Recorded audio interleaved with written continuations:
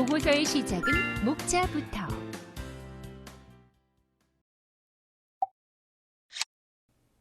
문서 작성의 달인은 특별히 초안을 연필로 연습장에 작성하거나 따로 목차를 작성하지 않고도 바로 문서를 써내려 갈 수 있습니다.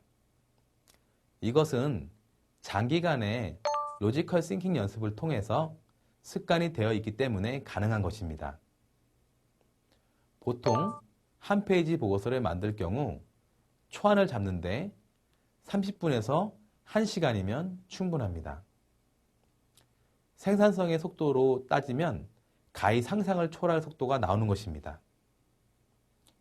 하지만 초보자들은 한 페이지 보고서를 만드는데 보통 하루에서 수일이 걸립니다.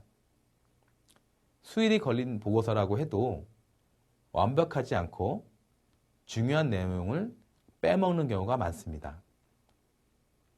자기 딴에는 멋지게 문서를 만들었으나 몇 가지 로지컬한 흐름을 짚어보면 반드시 빠지는 것이 나와 다시 손을 보아야 하는 경우가 많은 것입니다. 경험상 초보의 경우는 도식을 멋지게 꾸미거나 어떤 대안에 집중하여 중요한 보고 요소를 빼먹는 경우가 상당히 많습니다.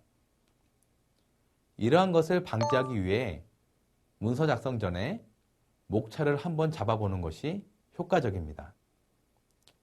목차를 잡는 것은 로지컬한 문서 구성을 도와주고 여러 명이 협업할 수 있게 도와주며 필요한 부분만 작성함으로써 빠른 보고서 작성에 도움을 줍니다.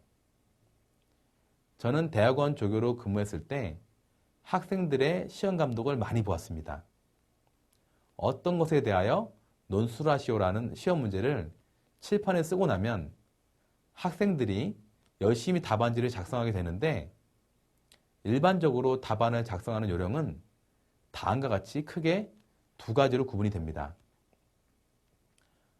목차나 항절의 구분 없이 그냥 서술해 나가는 유형과 서론, 본론, 결론 등 목차를 잡고 서술하는 유형입니다.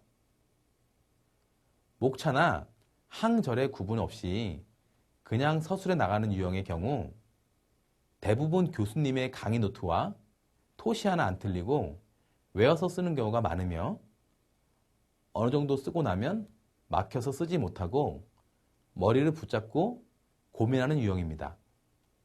물론 당연히 시험 점수도 잘 안 나옵니다. 두 번째로 사전에 서론, 본론, 결론 등 목차를 잡고 서술하는 유형입니다.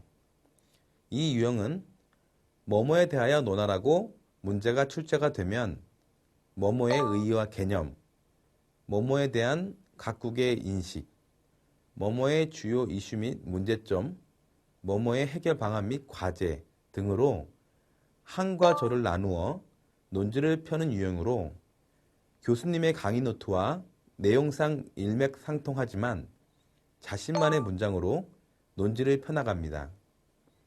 이런 유형의 학생은 대부분 답안지 한 장 정도는 빠르고 가뿐하게 기술하며 당연히 시험 점수도 매우 좋습니다. 결국 목차를 잡는 것은 자신의 의사를 구조적이고 효과적으로 전달하기 위한 단계라고 할 수 있습니다. 그럼 목차는 어떻게 잡아야 할까요? 초심자의 경우 목차를 잡는데도 큰 어려움을 느낄 것입니다. 하지만 육하 원칙을 통해서 작성하면 빠르고 누락 없이 필요한 내용을 담을 수 있습니다. 여기에서 가장 중요한 부분은 하우입니다. 즉, 어떤 방법을 이용할 것인가가 가장 중요한 핵심입니다.